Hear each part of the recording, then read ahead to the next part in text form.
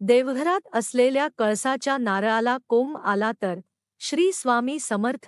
जर आपल्या काही अपूर्ण इच्छा असल्यास तसेच तुम्हाला काही अडचण असेल किंवा आपले कामात सतत अडथळा निर्माण होत असेल आणि ते महत्त्वाचे काम निर्विघ्न पूर्ण करायचे असेल, आपल्याला फक्त श्री स्वामी समर्थ याचा एक अत्यंत प्रभावी उपाय करायचा आहे.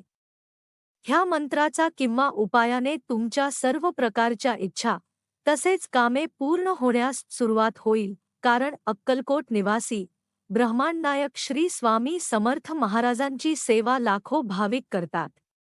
याशिवाय स्वामी म्हणतात की ज्या व्यक्तीमध्ये हे 7 गुण असतील तर त्यांना जीवनातील प्रत्येक समस्येपासून मुक्ती मिळेल.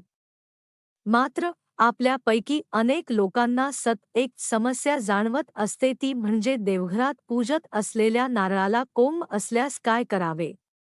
तर यासाठी उपाय आम्ही सांगितला आहे. तुम्ही सुद्धा तुमच्या घरात कुलदेवतेच्या वारी किंवा दर मंगळवारी कळस भरता का?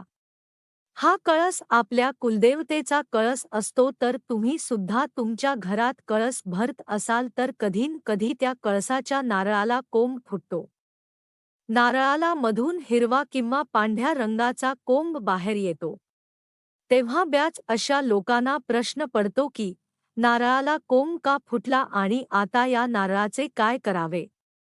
तर याचा एक सोपा उपाय आहे. याने काहीही अशुभ होत नाही. तर तुमच्या घरातल्या नारळाला कोंब फुटला असेल किंवा कधी कोंब फुटेल तेव्हा काय करावे. तर कोंब फुटला तर अशा वेळेस आपण तो नारळ कळसातून काढून घ्यावा आणि तिथे लगेच नवीन नारळ आणि त्या कळसात लावावा, म्हणजे नवीन कळस लगेच भरून घ्यावा. आता जी कोंब फुटलेला नारळ आहे तो तुम्ही कुठेतरी मंदिरात जाऊन त्याला जमिनीमध्ये गांडू शकता, किंवा जर तुम्हाला तुमच्या अंगणात तुमच्या कंपाऊंडमध्ये नारळाचे झाड हवे असेल तर तुम्ही ते नारळ तुमच्या कंपाऊंडमध्ये तुमच्या अंगणात लावू शकता.